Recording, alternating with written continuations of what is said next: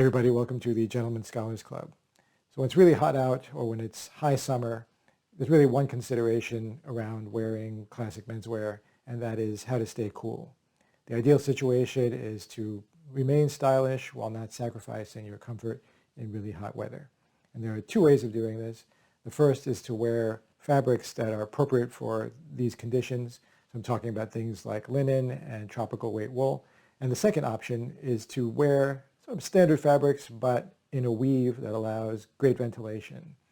And so that we're talking about something like wool fresco or Giro Inglese, which is a cotton woven with an open ventilated weave.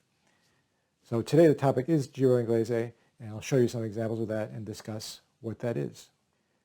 So it may be obvious that the term Giro Inglese is Italian of the fabric or English. Giro meaning a turn or a pass, and Inglese meaning English.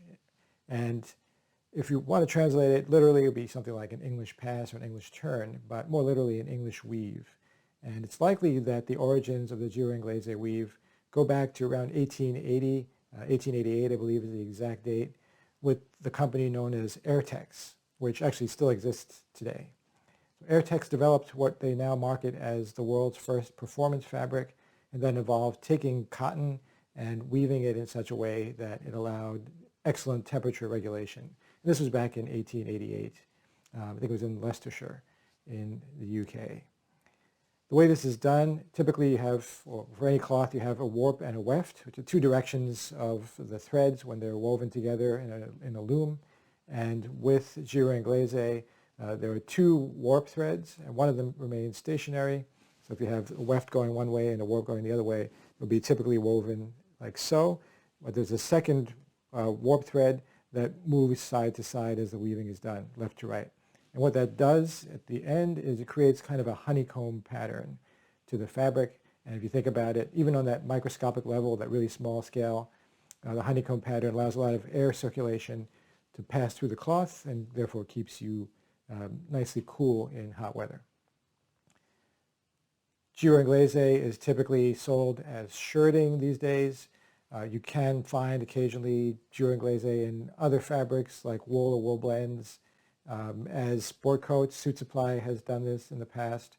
But 90% of the time, let's say, you'll find it in the form of a shirt. And that makes sense because you're wearing this ventilated fabric close to your body where the air circulation matters the most. If you put on a Giro Inglese jacket over a regular cotton shirt, you might lose some of the positive impact of that. But certainly you can wear both, even at the same time. I'm wearing a Giro Inglese shirt right now. This is made by the Gaudery. It's in my favorite one-piece collar. It's actually a light pink color. And I want to show this to you. If you can see there, it is quite similar in appearance to a regular cotton shirt, something like a poplin. And I was actually surprised when I got this in the mail after having ordered it, made to order, because the other Giro Inglese that I've been familiar with and sold by Suit Supply and by Cordone, 1956, an Italian tailoring company specializing mainly in shirts, those were more rough and open weave. I could obviously see the mesh nature of this fabric. But with this, which is made by Cacciapoli, the mill Cacciapoli from Italy, it's almost like a poplin and I can't really see through it at all. However, if I look at it really closely, I can see the small openings in the fabric, and I haven't worn it yet out and about in hot weather, but I'm assuming it has a similar functionality of ventilating well, but it doesn't have that same transparency.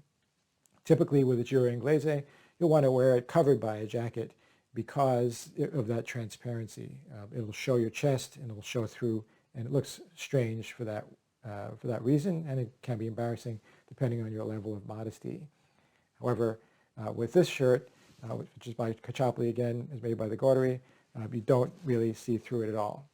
And I've got a couple of examples here to show you different weights of Giro Inglese.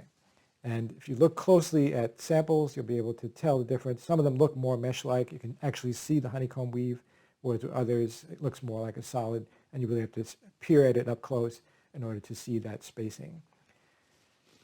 Presumably the really fine mesh is allows more ventilation, but if you want to have that balance between not being so transparent I would recommend going with a little bit thicker one, a little bit thicker choice that has a little more opacity to it, a little more opaque, that will allow you to get the best of both worlds there. So this is another Giro Inglese from the Gordery, also by Cacciopoli. A little bit more sheer, you could see that, but also quite fine in terms of the weaving and doesn't show through a lot. I would still probably wear this under a jacket more so than this one, because I did request something that was even finer, even more mesh-like, I should say, than this, so I can kind of wear them at different times during the summer. This one I might wear when it's 70 degrees, goes up toward the 80-degree Fahrenheit mark. I might put on this one because it has a little bit more of that sheerness. And then I have sort of an older one. This is from Cordone, as I mentioned before.